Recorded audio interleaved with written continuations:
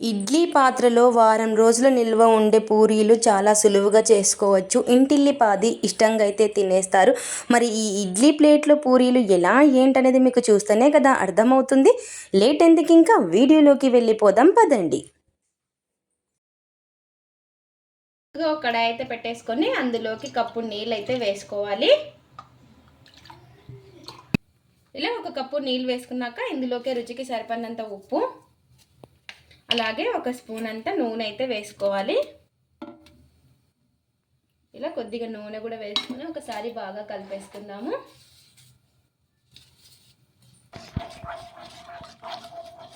ఇలా మొత్తం ఒకసారి బాగా కలిపేసుకొని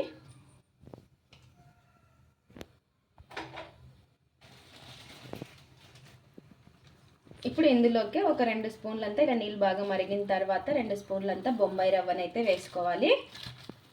ఇలా ఒక 2 స్పూన్లు వేసేసుకొని ఈ రవ్వను కూడా ఒకసారి బాగా కలిపేసుకుందాము. ఇలా రవ్వ కూడా కలిపేసుకున్న తర్వాత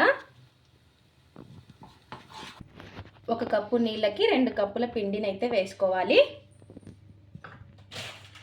ఇలా 2 కప్పుల పిండిని అయితే వేసుకోవాలి. మీ ఇష్టం, మైదా పిండి అయినా తీసుకోవచ్చు, పూరి పిండి అయినా తీసుకోవచ్చు, గోధుమ పిండి అయినా తీసుకోవచ్చు. ఇలా మొత్తం కూడాను కలిపేసుకుందాము.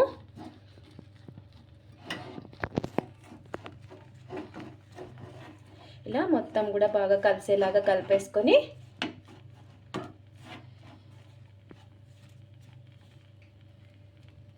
ఇలా ఈ విధంగా బాగా కలిపేసుకొని ఇంకా గ్యాస్ అయితే ఆఫ్ చేసేసుకొని ఒక ప్లేట్ అయితే పెట్టేసుకొని కొంచెం చల్లారనిద్దాము.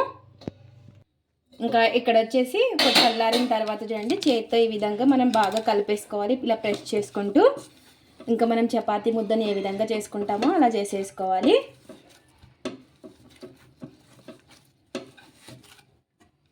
ఇలా సాఫ్ట్గా చేతితో బాగా కలిపేసుకోవాలి.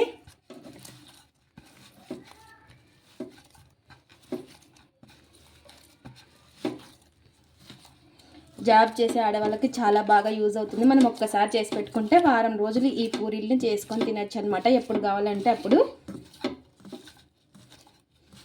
ఇలా ఈ విధంగా చేసేసుకొని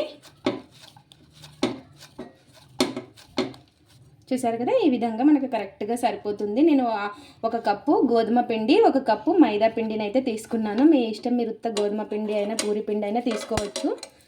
ఇలా సగం అయితే తీసేసుకొని ఇలా ఒక పిండి ముద్దనైతే తీసేసుకొని ఈ విధంగా చేతితో బాగా ప్రెస్ చేసుకుంటూ ఒకసారి మళ్ళీ బాగా కలుపుకోవాలి.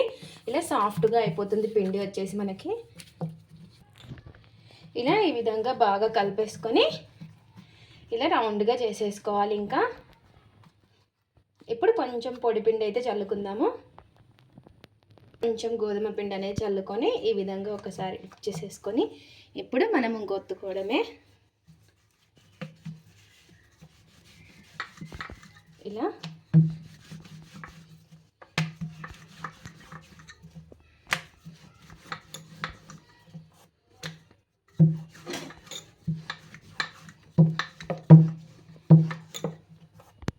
ఇలా ఇంకా ఎంత వీలైతే అంత, కొంచెం మరి అంత మందం ఉండకూడదు, మరి అంత పతలా ఉండకూడదు, మీడియంగా ఒత్తేసుకోవాలి.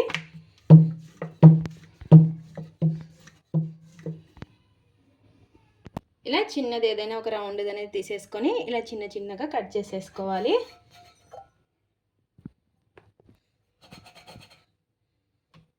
ఇలా ఈ విధంగా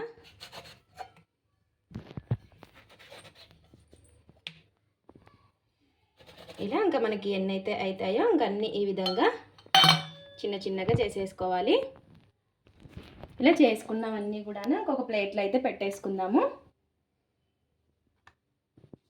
మరి ఎక్స్ట్రా పిండిని కూడా అంతా కూడా ఇలా ఈ విధంగా కలిపేసుకొని ఇంకా ఇది కూడా ఇందాక మనం ఎలా చేసేసుకున్నామో ఇంకా అన్నీ కూడా అదే విధంగా చేసేసుకోవాలి.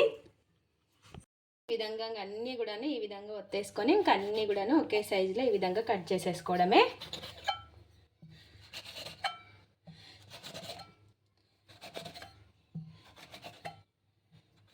ఇలాగా ఈ విధంగా ఉండాలి.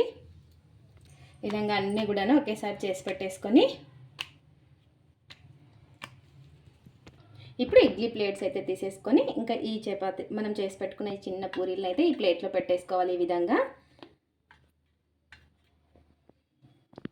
ఇలా ఈ విధంగా పెట్టేసుకొని ఇలా ఇంకా మనకి ఎన్ని అయితే ఉన్నాయో ఇంకా అన్నీ ఇదే విధంగా పెట్టేసుకోవాలి.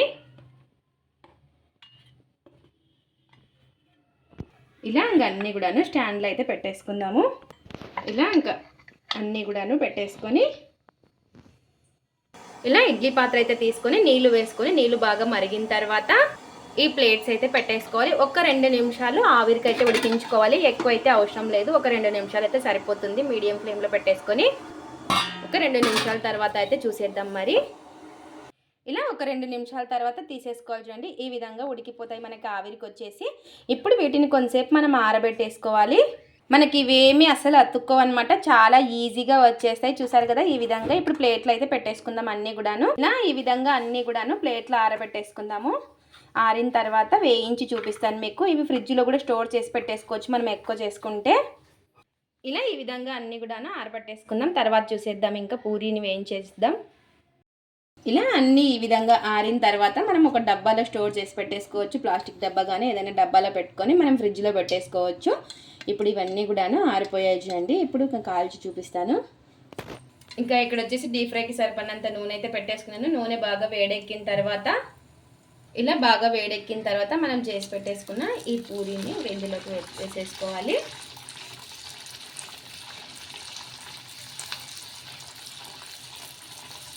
చూసారు కదా మనకి ఎంత బాగా పొంగుతుందో. ఇలా ఈ విధంగా బాగా పొంగుతుంది. మీరు కావాలంటే ఇంకా పెద్దగా అయినా చేసేసుకోవచ్చు. చేసుకునేటప్పుడు ఇలా 2 వైపులా బాగా తిప్పుకొని కాల్చుకోవడమే. ఇలా ఈ విధంగా బాగా కాల్చుకొని తీసేసుకోవడమే. ఇంకా ఇలా మనకి ఎన్నైతే కావాలో అన్నీ ఈ విధంగా ఫ్రై చేసేసుకోవడమే.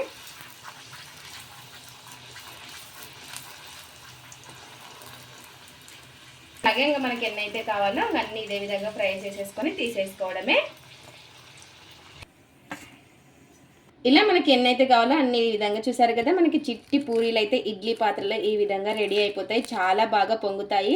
మనకి ఎప్పుడు కావాలంటే అప్పుడు చేసుకోవచ్చు. నచ్చిన కర్రీస్తో ఈ పూరీలను అయితే తినేయచ్చు. ఇది ఫ్రెండ్స్ ఇవాళ వీడియో. మా వీడియోస్ కనుక మీకు నచ్చినట్టయితే లైక్ చేయండి, షేర్ చేయండి, కామెంట్ చేయండి, సబ్స్క్రైబ్ చేసుకోండి. స్కిప్ చేయకుండా పూర్తి వీడియో చేయండి. చూసిన వాళ్ళు లైక్ అయితే చేయండి. అలాగే ఇడ్లీ పాత్రలో పూరీలు ట్రై చేసి ఎలా వచ్చాయో కామెంట్ అయితే పెట్టండి. Thanks for watching. Bye bye.